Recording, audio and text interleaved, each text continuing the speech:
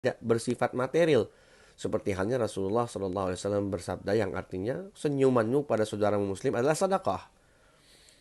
Ya, nilainya, maksudnya nilainya sebagaimana kamu berikan dia harta untuk menunjukkan betapa besarnya efek senyuman tersebut. Ya, bahkan kalau kita temukan di Al-Quran, kita ketika menikah itu membutuhkan mahar.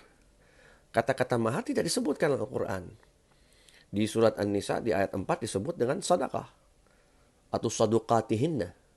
Di kata-kata sadaq, kata-kata jujur, sama kayak kata sadaqah. Di ayat yang lain, di ayat 20, disebutkan qintar. Tidak disebutkan mahar. Tapi fokus utamanya di kata-kata sadaqatihinna, memberikan pada mereka itu sadaq. Pemberian yang tulus, pemberian yang jujur, ini mendapatkan ridha Allah Subhanahu wa taala. Nah, jadi adapun itu zakat, adapun itu namanya infak atau sedekah biasa, sedekah jariah, ataupun itu zakat fitrah, itu harus dimulai dari kejujuran hati dan membenarkan atas ajaran yang diberikan oleh Allah dan Rasulnya. Bahwa di balik semua yang kita keluarkan itu kita mendapatkan pahala yang sangat besar. Dapatkan ganjaran yang besar dari Allah Subhanahu wa taala di dunia dan akhirat. Tapi asal mulai dengan kata-kata sidq, asal ada kejujuran dari hati, baru diterima oleh Allah Subhanahu wa taala. Ya.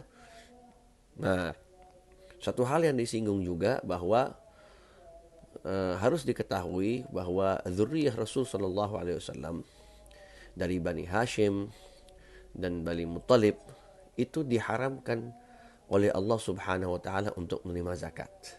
Karena memang keluarga Nabi itu mereka punya jatah lain yang disebut dengan khumus.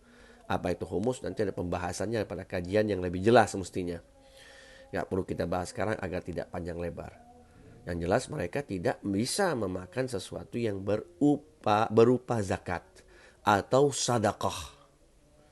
Karena Rasul Shallallahu Alaihi Wasallam pun tidak hanya menerima zakat, dia juga tidak menerima sedekah, tetapi menerima hadiah yang datang dari nilai kejujuran.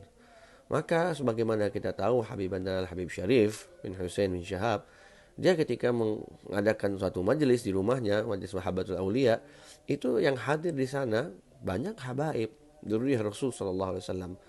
Jadi beliau sangat hati-hati tidak mau ada jadi jamaah-jamaah yang mukhlisin, yang ikhlas, yang baik hati, ingin berkontribusi, ingin mendapatkan pahala dan mendapatkan cinta dari Rasulullah Sallallahu Alaihi Wasallam. Mereka ingin berkontribusi dalam majelis. Maka lebih baik ketika mereka kontribusi itu, mereka tidak mengucapkan sedekah karena akan terbatas gerakannya. Hanya akan bisa diberikan kepada mereka yang